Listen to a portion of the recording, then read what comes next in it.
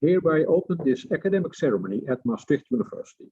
First of all, I welcome Mrs. Nguyen Thi Van Ahn, and she will defend her thesis, Motivating and Educating Health Professionals to Work in Less Attractive Specialties, Findings from Vietnam.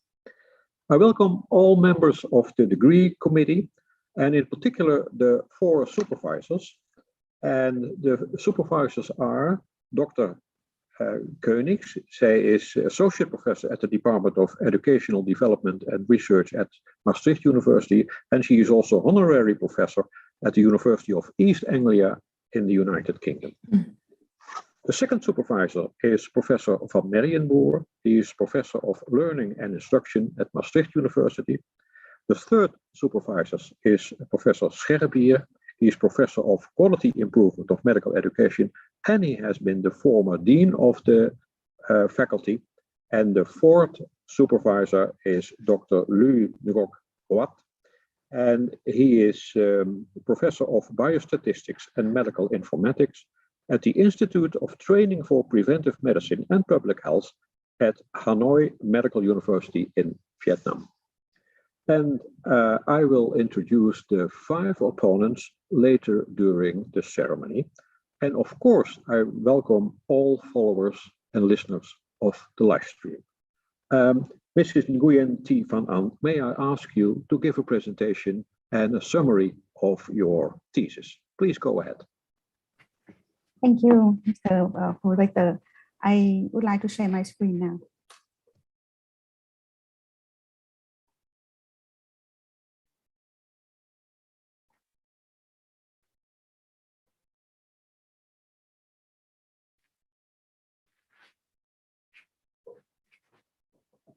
Dear Moderator, dear members of the Corona, dear family and friends, in the coming 15 minutes, I will shortly present the findings of my PhD thesis, Motivating and Educating Health Professionals to Work in Less Attractive Specialties, Findings from Vietnam. Shortage of qualified health workers is an issue that needs urgent attention in many countries. In 2017, the WHO estimates a projected shortfall of 18 million health workers by 2030, mostly in low and middle income countries. Within the overall situation of health worker shortage, current supply of health workers in primary care specialties and in the specialties that provide preventive care services in the community does not meet the demands, despite their important role in healthcare system.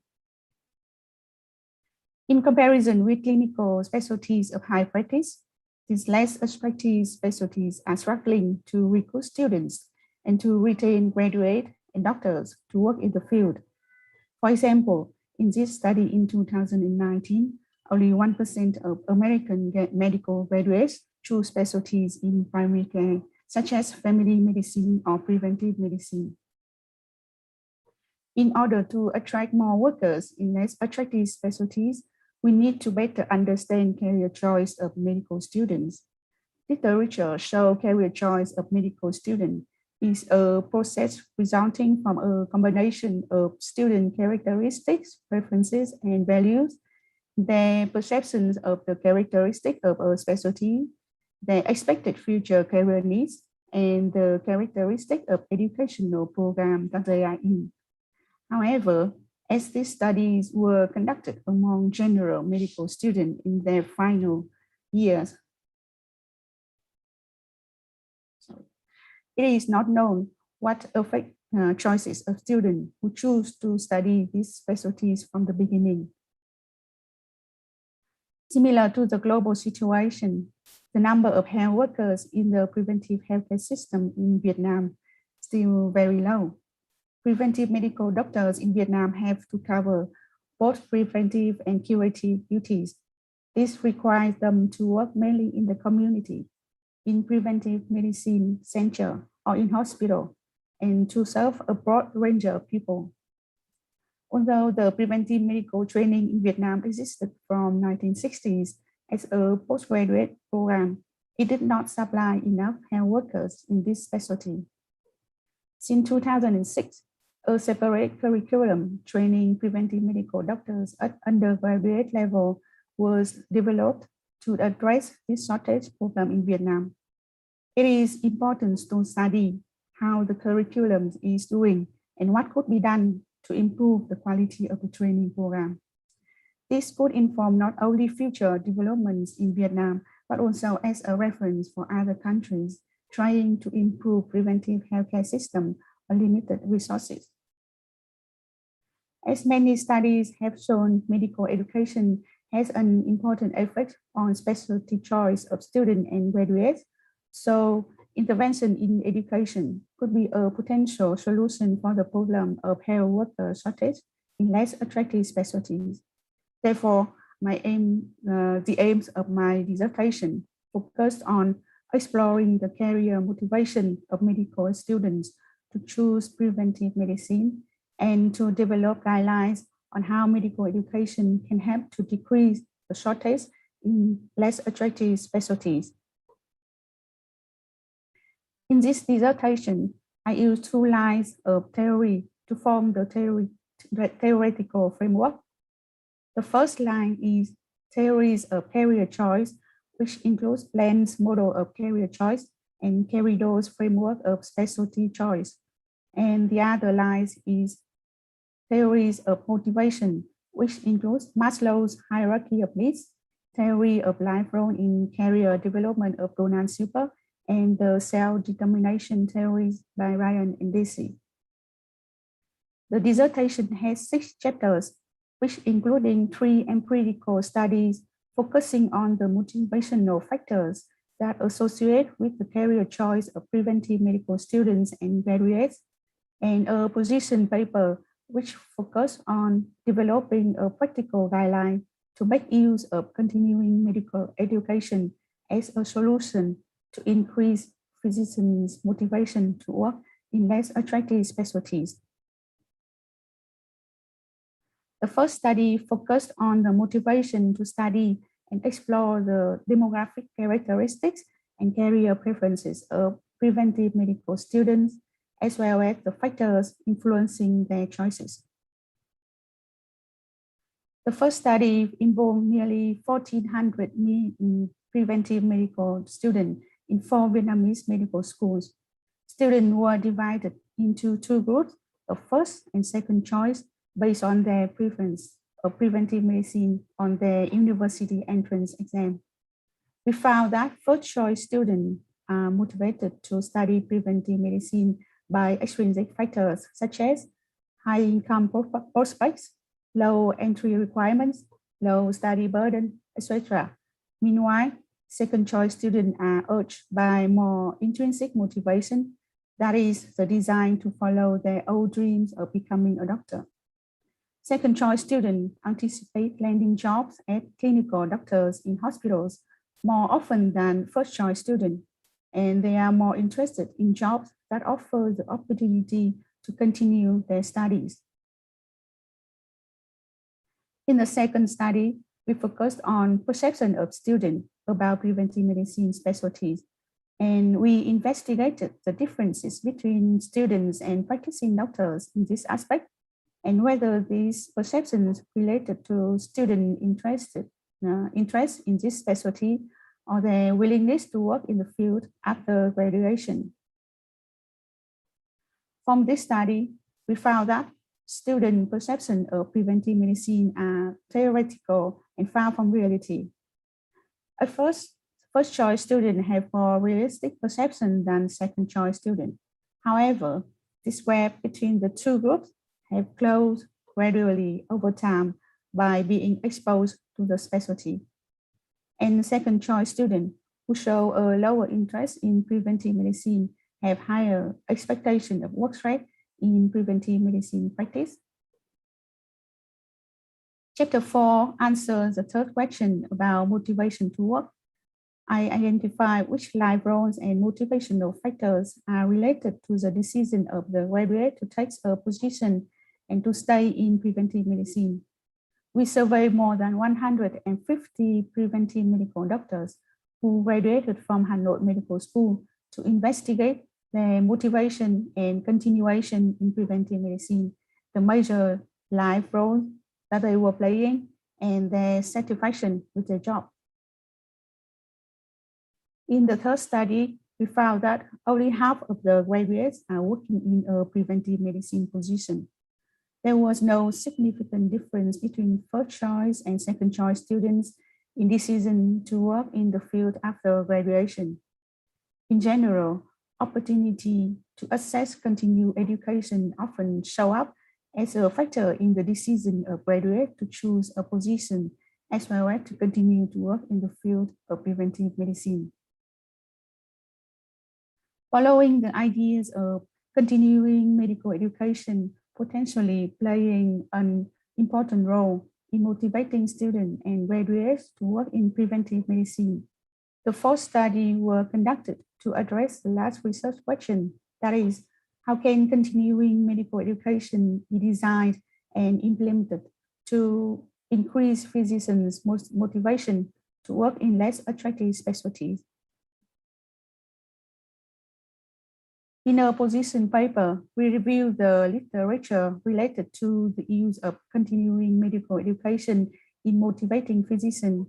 Based on that review, we developed a set of guidelines for designing and organizing continuing medical education to increase autonomous motivation of less attractive specialties physicians by paying attention to learners' needs assessment, conducting evaluation of long-term outcomes in works-based settings, creating learning networks, and involving stakeholders in every phase of design and implementation. And moreover, continuing medical education should be delivered in accessible, practical training formats and provide informative performance feedback that connect to learners' working situations.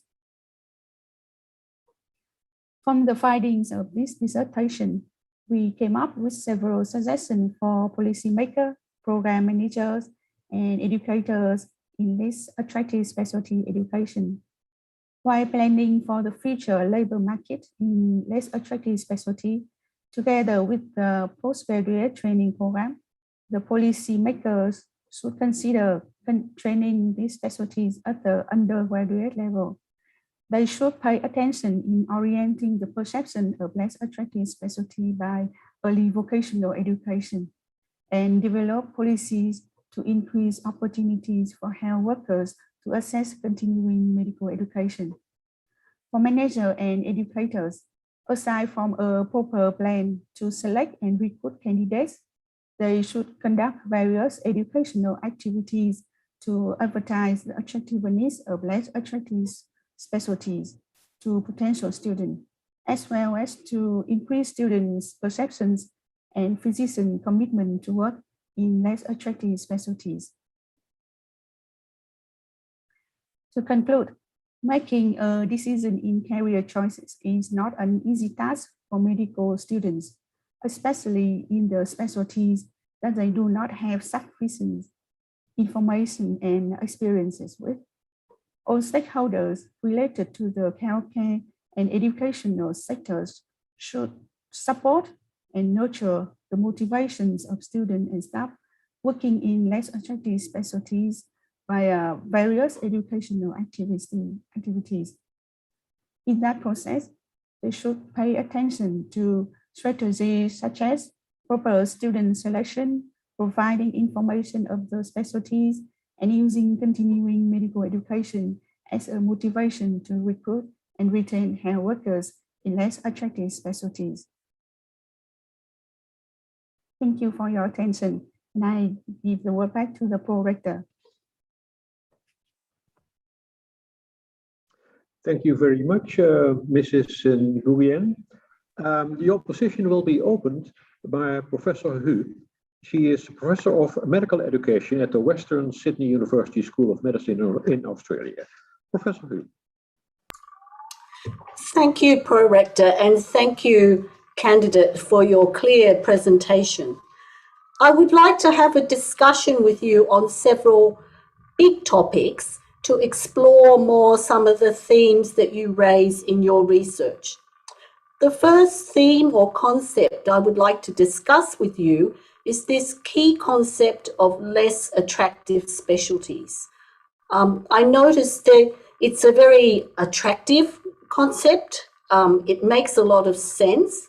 And as your slideshow showed, we see the same pattern all over the world.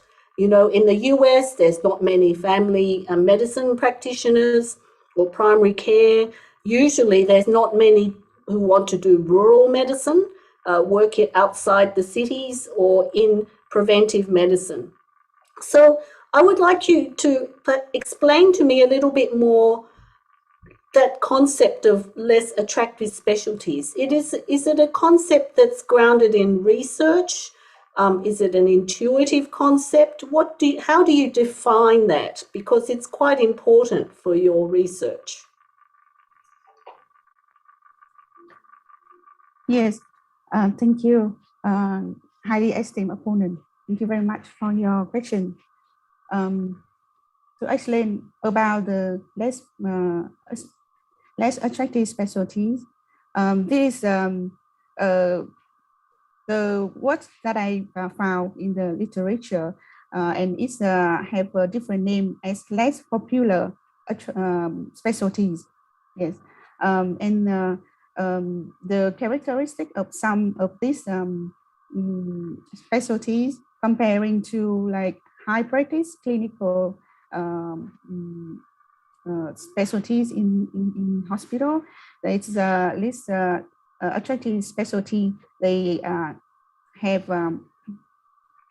lower number of medical students choose after graduate, like postgraduate training, and this less attractive specialty, they have difficult in retaining medical staff working in this specialties because of some reason. Can you explain more about what those reasons are? So I understand that quantitatively that they are not as attractive because there's less demand, but what is it about those specialties that makes them less attractive? What do you think are the main factors that we see all around the world? Because that's quite unusual. Yes, the less attractive specialties such as family medicine or general practitioner or rural medicine, they have the staff working in this specialty, they have more difficult working conditions, and they have less income and salaries, and they have less opportunity to like have a higher career development. So that makes that's reason makes them less attractive to the medical student. In terms of career development, do you mean there's less opportunity to progress? Yes, in the career? Yes. Is that Yes. what you, just to clarify what you mean there? Do you think Yes. that's different in Vietnam, or is it the same in Vietnam? What is it that is particular to the Vietnamese culture? Because you would think in Vietnam, where there's a very collectivist culture and there's a strong public health system, that careers like this would be more attractive. So what do you think is different about the Vietnam health system or culture? Yeah, thank you for your question. In terms of culture and situation, I think the situation in Vietnam is similar to other countries in terms of this difficulty for less attractive specialty staff. In Vietnam, people always think being a doctor, working in hospital, is the main picture of a doctor, and they are they don't think that preventive, such as preventive medicine doctor who work in the community is like a real doctor. So Right.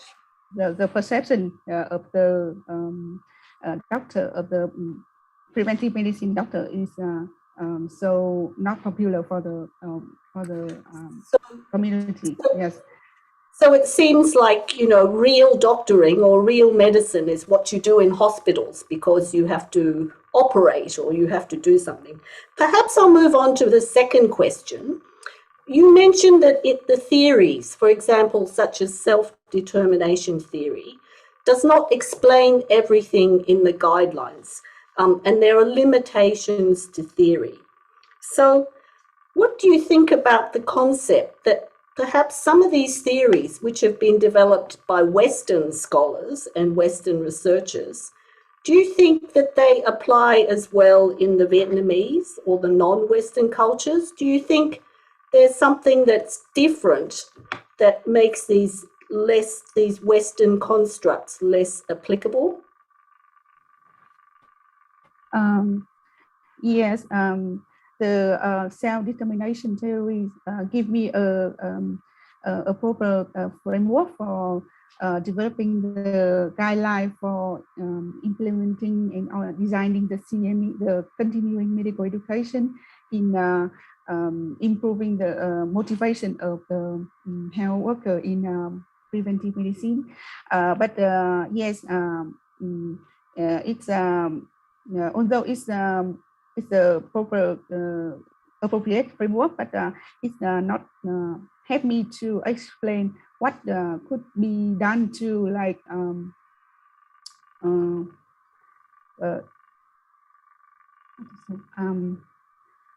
to prolong to promote the motivation, the initial motivation for a long time. So I think there's some other theories in instructional design, and like you said, from the Western study, they can apply to Vietnamese situation. But I think in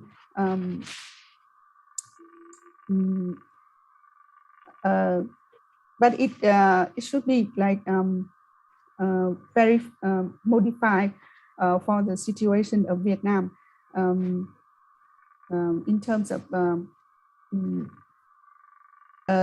because the situation in Vietnam, that's perhaps if I could rephrase my question. So do you think there are any concepts from the Vietnamese culture and history that explain motivation in a different way that perhaps you could, have you come across any alternative concepts that come from Asia or from Vietnam that would explain motivation? Are there, perhaps there are theories that explain social obligations or the responsibilities of individuals that may help you with your research as well. Have you come across anything like that? Yes. In Vietnam, for example, in Vietnam, the family always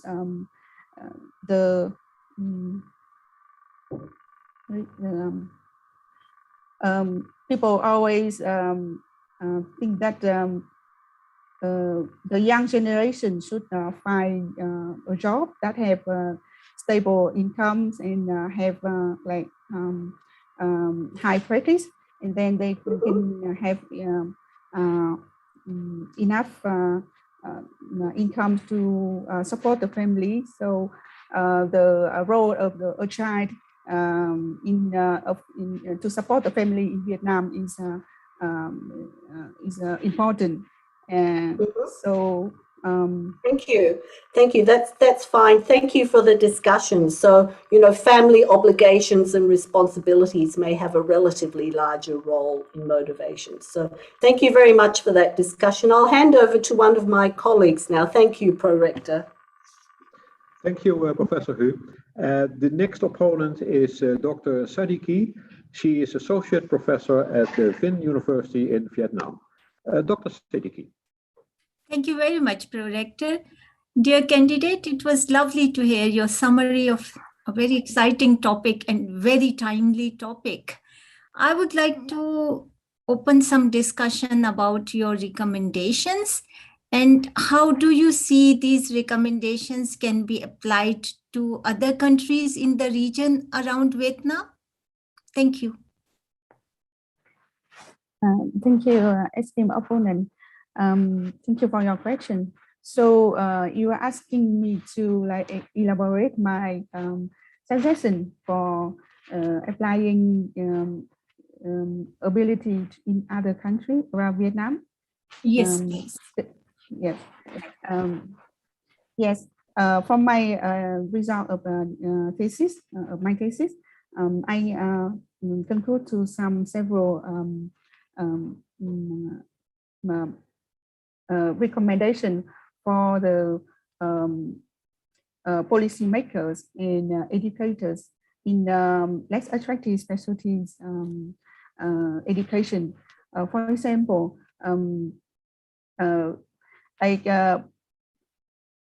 training the less attractive specialties they should consider to train the less attractive specialties in undergraduate level. Maybe this is a very appropriate way to produce more general of doctors in a very short time, especially in the limited resources countries like in Vietnam. And another suggestion is that the policymaker should making a policy for less attractive specialty doctor to access to continuing medical activity via it's and it helps them to improve the motivation to work of this staff. And maybe another approach is making advertising the attractiveness of this specialty to the societies, maybe via educational and vocational education very early in the general education, such as for the very small children, we should give them the opportunity to understand a real picture of the doctor, and this is the doctor is not only working in the hospital but also working in the community and maybe working with the children in their school. So that's one way to advertise the picture of a doctor. And another suggestion for manager in the education, for example, they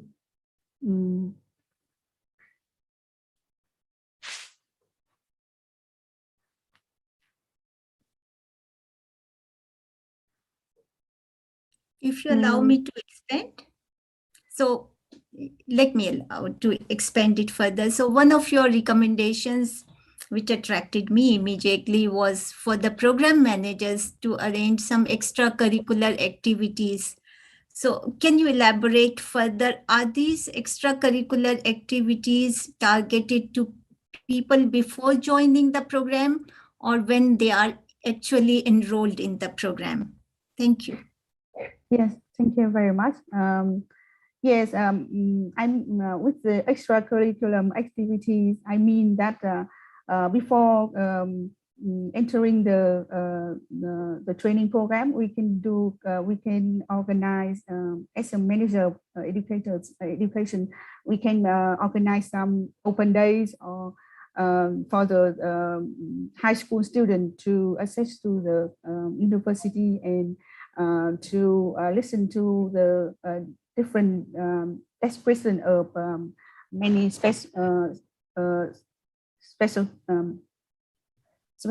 specialties in the training.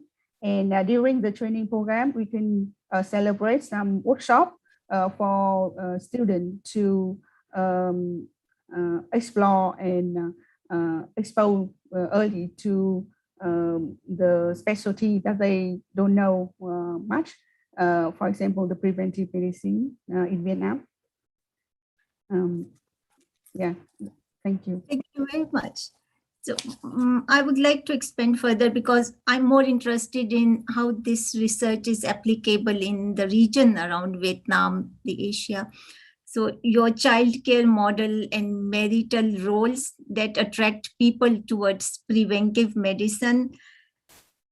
Do you think if you conduct this research now, there will be a change? Because this was something that was done like in 2014, 5 years on, 7 years on.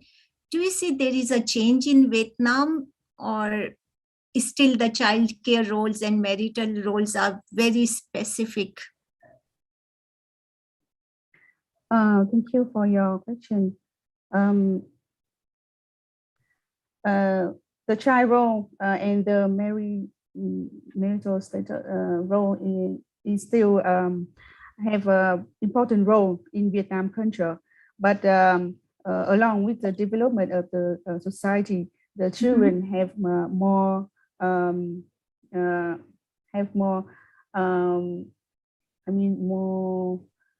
freedom to choose what they want, and they can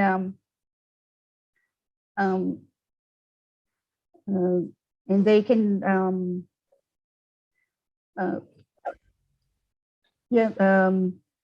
many children, I mean young adults in Vietnam can now leave family to work in the big city to making money for the family, but they don't have to follow their parents in choosing the careers.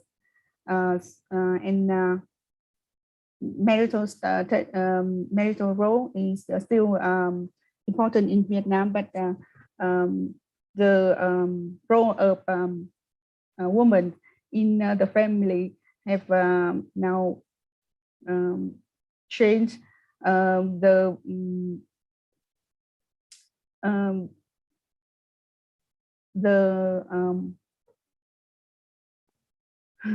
men have now still have the role to making money for the family, but the women have now they are released from the role of taking care of family, and now they can participate in the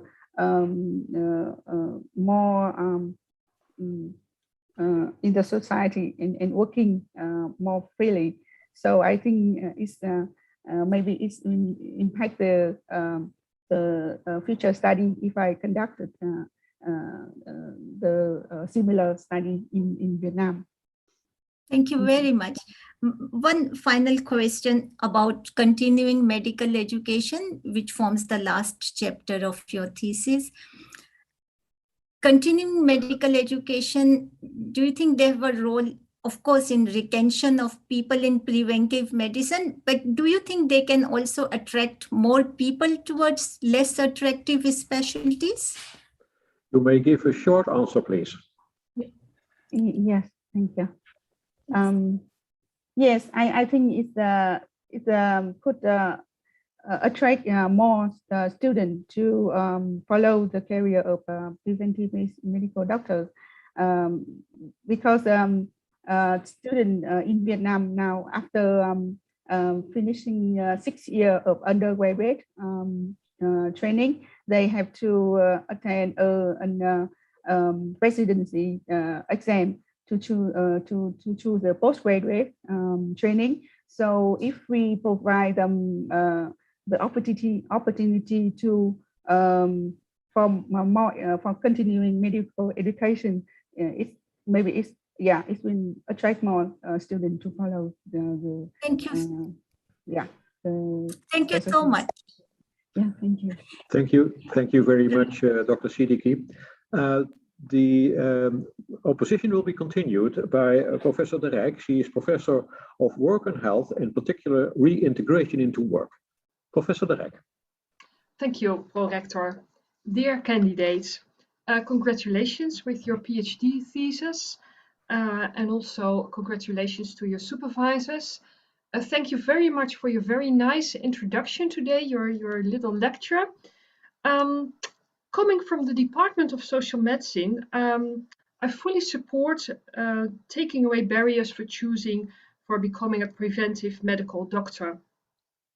And I already referred one of the clerkship students that I was supervising on the topic of burnout to your thesis.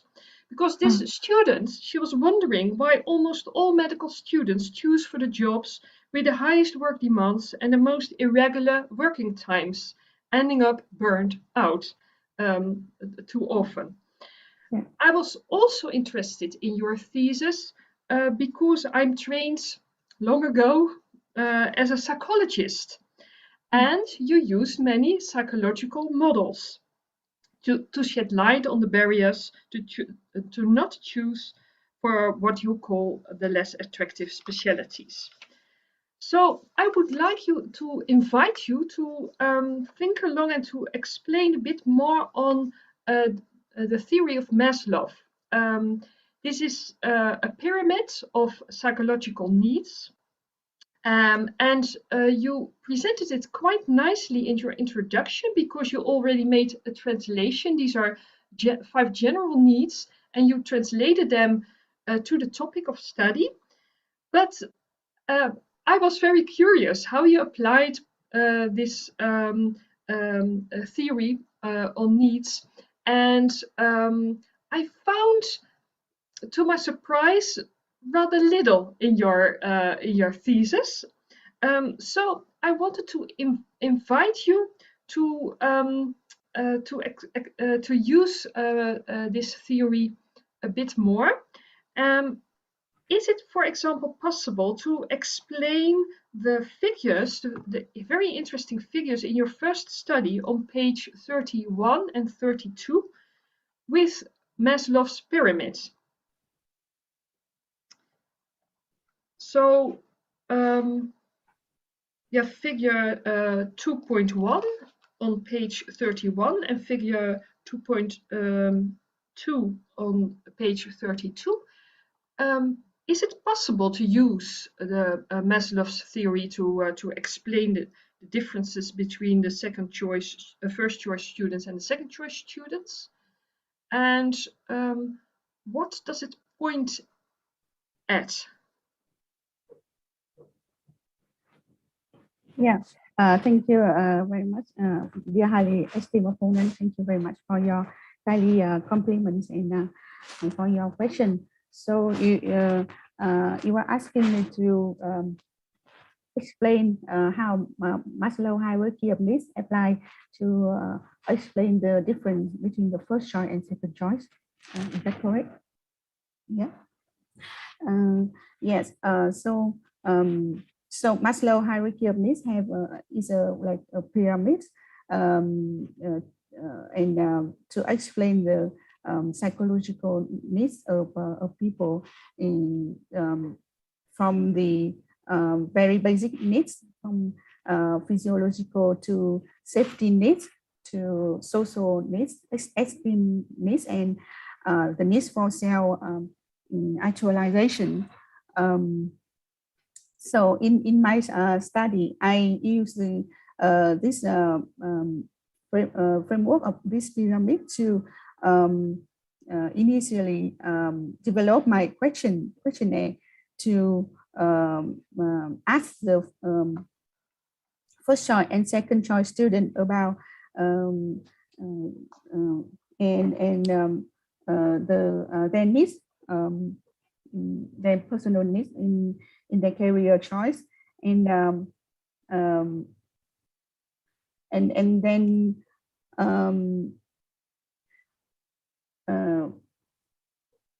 then I use this theory to develop the framework for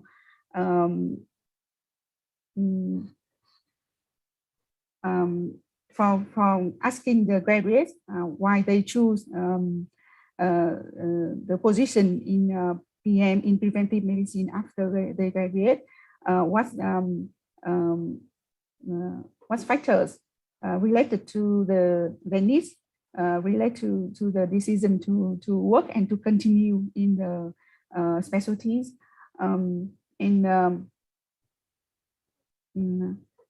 As you see in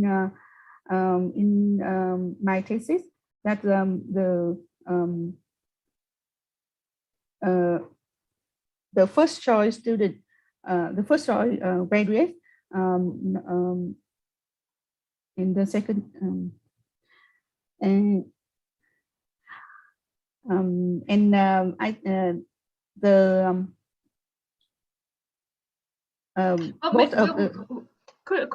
Could I share some of my ideas? So in figure 2.1, we see that the family wish is very important in explaining the difference.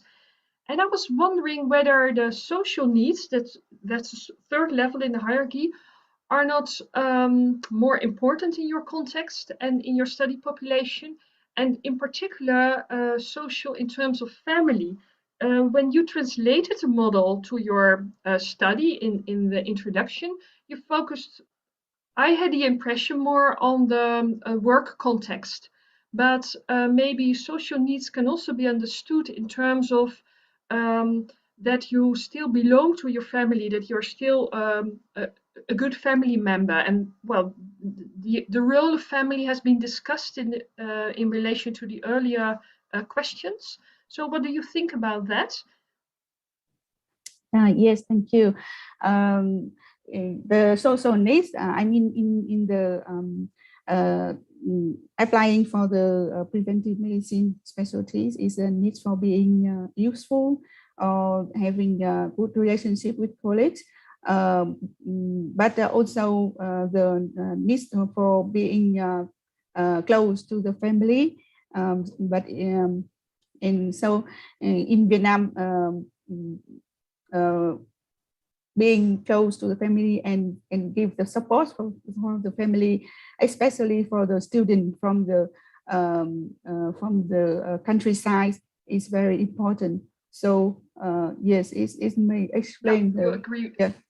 You agree with me. Well, Yeah. Thank you for this discussion. I think that your thesis is also worthwhile, very important for the field of social medicine in the Netherlands, and to make the social medicine doctor a more attractive choice. So I also learned from that, and I give my word back to the projector. Thank you. Thank you very much.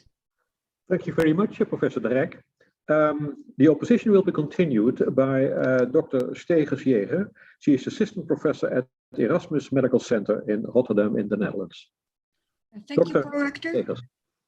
Dear candidates, first I would like to congratulate you and the members of your supervisory team with the completion of your dissertation. It certainly is a valuable contribution to our understanding on what motivates students, graduates, and physicians to study and work in less attractive specialties. I'm quite intrigued by the differences you found between first choice and second choice students, in particular regarding their motivations to study medicine.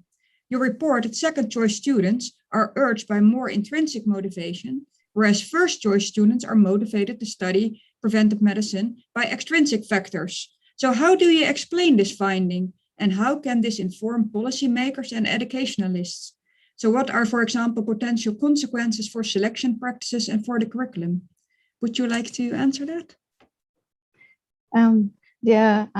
esteemed opponent, thank you very much for your compliments and for your questions.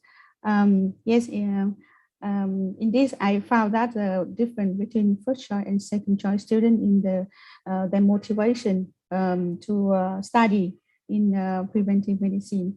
In the first choice student, they have more extrinsic motivation. Yeah, like they think that if working in the preventive medicine, they will have like a high income job and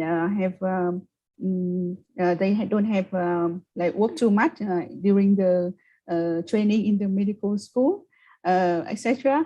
But yes, in opposite, the first choice, the second choice student, they have more intrinsic motivation. And I think that the intrinsic motivation have a longer impact on the study, on the motivation of a person, of a people, of a person. For policy, from a policymaker or the management program management in medical preventive medicine, they should focus more on the second choice students, should giving them more the opportunity to understand the specialty, understand the attractive aspect of the specialty, like the preventive medical doctor will work with a variety of people in the community, and they would do the preventive duties. Is very important for the community, especially like in the situation like we have now in the COVID-19, and it will like have the student have more accurate perception of the specialty. Yeah, so. But maybe I can interrupt you because I thought that when you look at the self-determination theory, you think that intrinsic motivation is the best, right? Everyone should be like intrinsically motivated. That's better than extrinsic motivation. So why do you say that we should focus on the second choice students, whereas they already have the intrinsic motivation? Or do you think they have the intrinsic motivation to become a clinical doctor and not to become a preventive medicine doctor? Maybe you can elaborate on that. Yes, because from my study, I found that although the second choice students, they have more intrinsic motivation to study, but they also, because they don't have like insufficient information of the specialty, so they have the higher risk of stress during the study. And maybe they have a high risk of burnout during the study. So we should pay more attention on helping and support them to during the study, during the training program. But also for the first choice student, because they have more extrinsic motivation. So I think if we give more more opportunity to explore the perception, have a more acute perception or more information about the specialty, they will be more interested in the specialty, and their extrinsic motivation will hopefully will become more like autonomous and intrinsic motivation. If I can may elaborate on that, because in one of your other studies you found that despite having more realistic perceptions about preventive medicine from the start, the first year students are not more likely to pursue a career in preventive medicine than second choice students. So why do you then still think it's a good strategy to focus on providing more information earlier on? Would that really change the outcomes? Like, it sounds really reasonable to do that, but your study may not suggest that it will really help.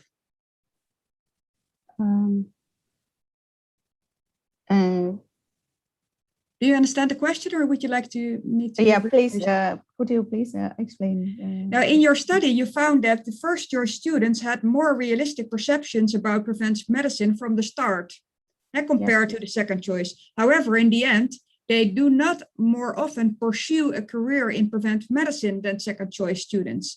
So why would you think it would help to have a more realistic perception early on to get more people to get into preventive medicine? Yes, at the beginning, on my first study, I found that the first choice students, they have more like accurate perception than the second choice, because they have maybe they do the research more on the information of the perception of the preventive medicine. They prepare for the examination entrance of the university, so they looking for more information, and they also ask the information from their relatives, like people their relative working in preventive medicine. So they seem to have more accurate perception than second choice student.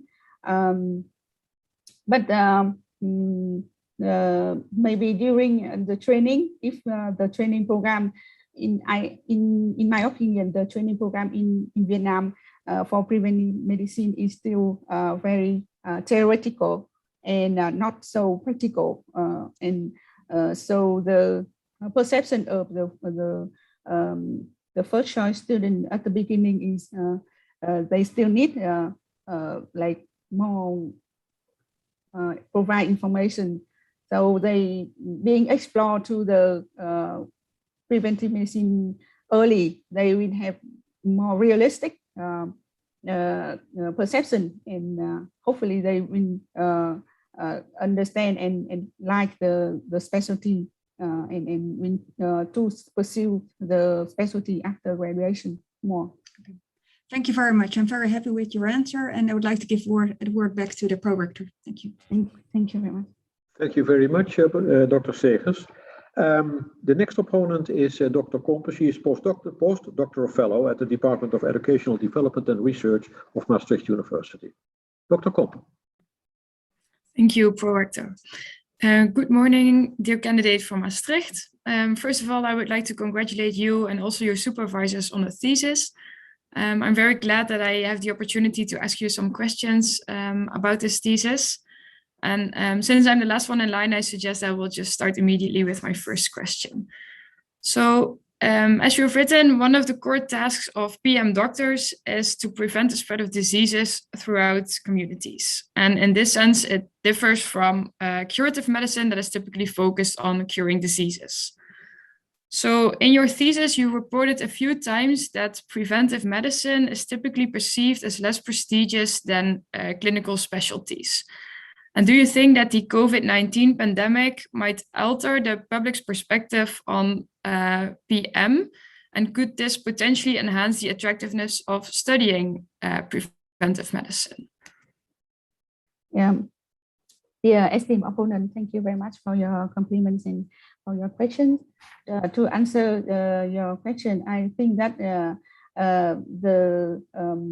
pandemic is a very important factor that may can change the perception of the society, as well as the potential student. Now they can see the importance of preventive duties in the healthcare system. So I don't have the data in hand to see if the number of the students who choose preventive medicine will increase this year. But I think that's a good topic for the future study to invest if the pandemic can change the perception of the student or not. Okay, thank you very much. That's a very clear answer. Then I have a question actually about clarification of the Vietnamese system of enrolling in the different healthcare programs that are offered. So in Maastricht, I'm a tutor in the health sciences bachelor. And some of my students actually tried to enroll in medicine, but then they were not selected because it's so competitive. And then they started studying health sciences. So, but they do have the opportunity after 1 year or after more time to try again to study medicine. So in chapter 2, you clearly described that in Vietnam, students enroll for medicine and they give their top 2 choices. And then based on this entrance test, it's decided whether they get their first or their second choice. But I was wondering, is it also possible in Vietnam after you have been not selected or maybe only got your second choice to still enroll for your first choice later? Is that possible? Yes, it is possible. The student at their first try to enter the medicine. If they fail, they can have 2 possibilities. First, they can choose another specialty as a second choice, or they can have 1 year back to prepare again for the next year entrance exam. Okay, thank you. So my next question actually follows up on this. So in chapter 2, you compare the characteristics of first choice and second choice PM students. And you also show in a table that these groups differ in these aspects, such as why they enroll for the study, what their perceptions of PM are, and what their expectations are concerning their future careers. And you showed that there are no statistically significant differences exist, for example, in the gender distribution or the socioeconomic characteristics of these students. However, don't you think it would have been interesting to gain more insights into the differences between students within these 2 groups? So you now compared the characteristics of first choice and second choice students, but don't you think there's also variety in the characteristics within these 2 groups? So for example, have you considered to create profiles of types of students rather than just comparing these 2 groups? So it could have been that particularly first choice students had a very strong preference for studying PM, while others might have been a bit more indifferent. And also concerning your previous answer, so you just mentioned that students can try to re-enroll. So this also means that these students might be particularly motivated to study PM. So don't you think it would have been relevant also to look at differences within the 2 groups? Yes, thank you for your question. Yeah, indeed, I think that there's opportunity for future study to study more about the 2 groups, not only about their motivation to choose a specialty, but also their personal characteristic in terms of personal trait. I mean, they what they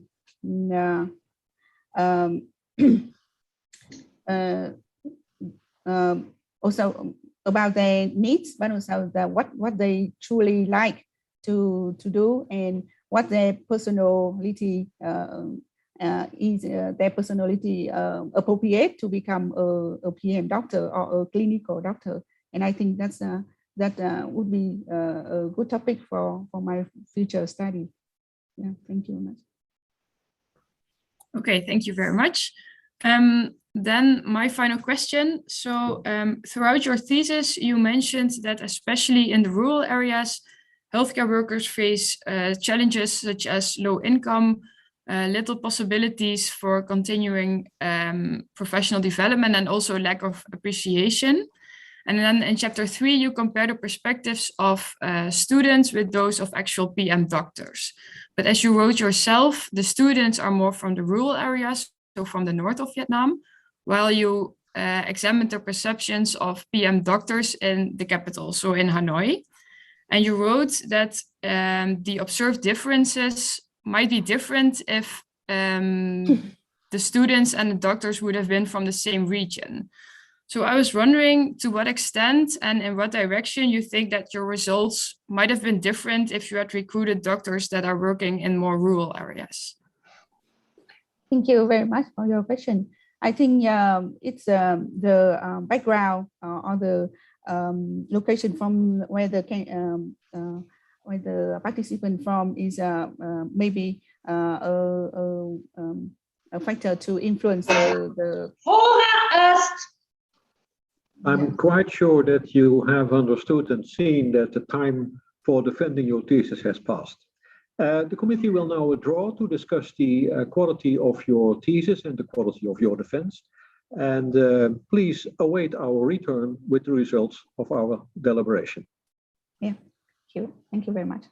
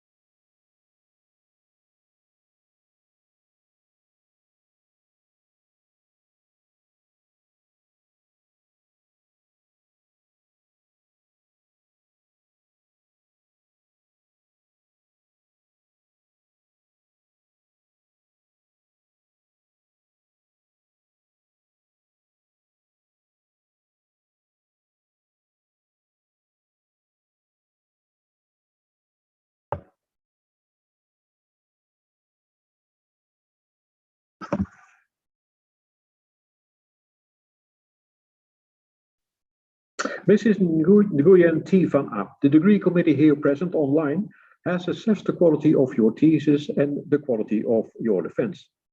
And in view of this positive verdict, and taking into account, of course, your previous qualifications, the degree committee has decided to grant you the degree of doctor. And Professor Keunings is authorized to confer upon you this academic distinction in accordance with Dutch university, custom, and law. I invite your supervisor, Professor Keunings.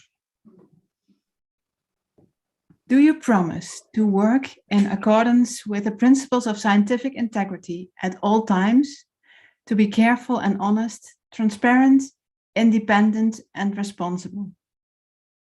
Yes, I promise. Thank you.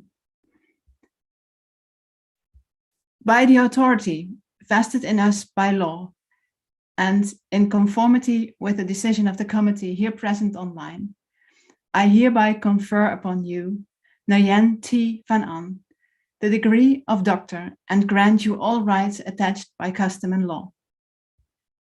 As evidence of this, you will soon receive the degree certificate signed by the rector, the secretary, and the supervisor affixed with the official seal of the university, shown by the beadle now.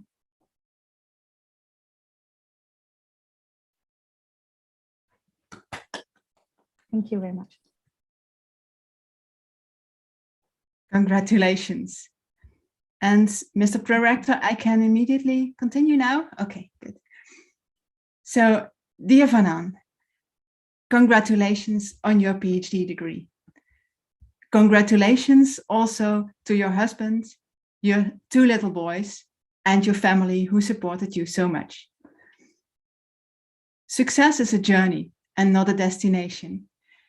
Your journey towards this PhD was a long one, and step by step, with successes and challenges along the road, you today reached the destination and successfully defended your PhD thesis. What an achievement. It all started with the project Strengthening Medical Skills Training at 8 medical universities in Vietnam in 2004.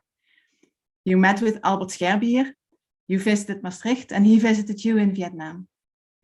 The English language was a challenge in the conversation that time, but your English was already good and you made most out of these visits.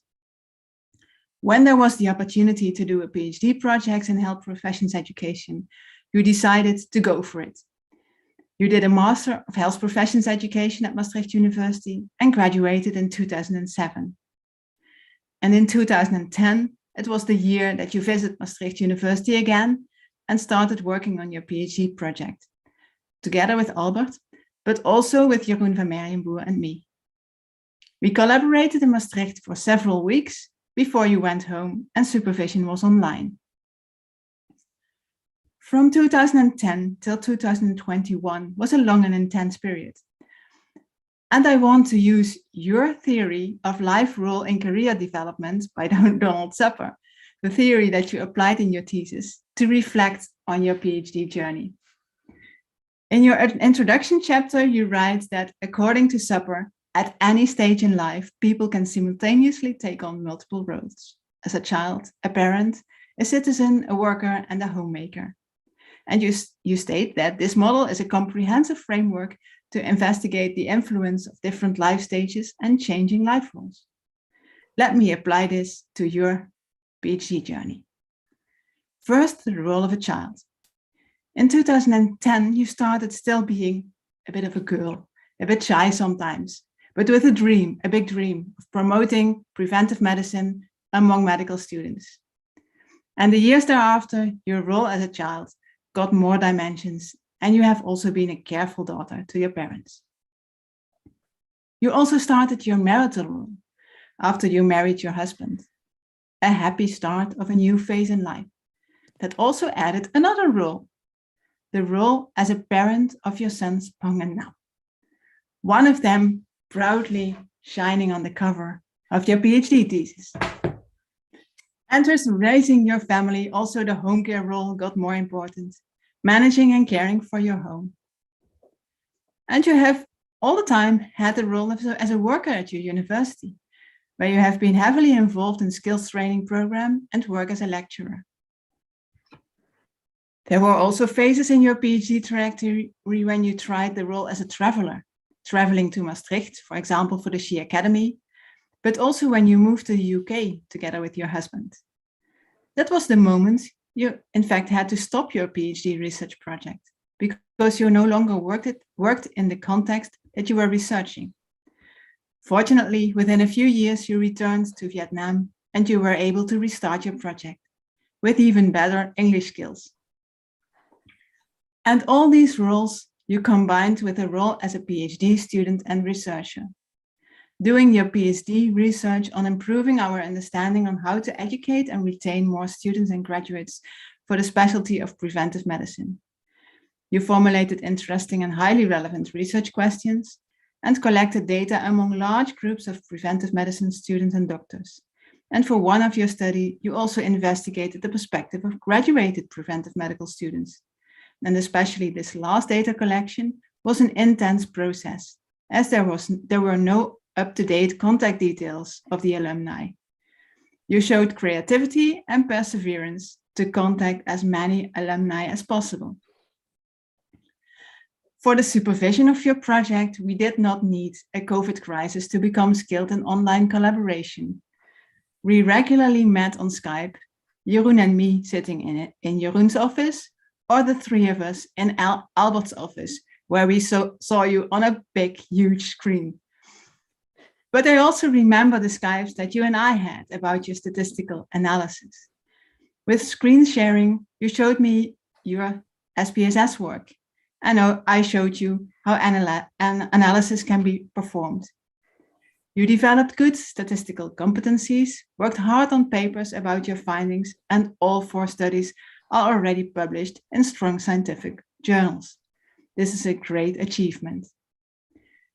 You have successfully combined all these life roles, and today you finished your PhD journey.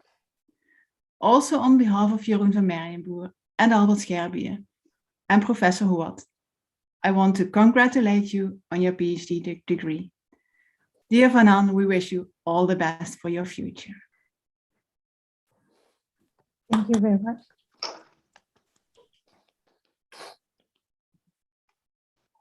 I give back the words to the Prorector. Yes, thank you very much.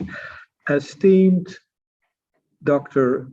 Nguyen Thi Van Ahn, it's my great pleasure to congratulate you with your doctorate and the honor you have acquired. And I do that also on behalf of the Board of Deans of Maastricht University. And I would like to share some impressions from the committee with you. And what we have seen is a thesis that is dealing with an important topic. And we have also seen that it has been established on a good work of good quality, and already 3 papers have been published in good journals. So I would like to congratulate you with that as well. And we have seen also, we learned also from your thesis and from your defense. And we have in particular seen that the guidelines that you have published are useful and relevant. Your defense, we have seen that you have shown a good overview of your studies and the content of them. And you have also shown that you are knowledgeable about the field.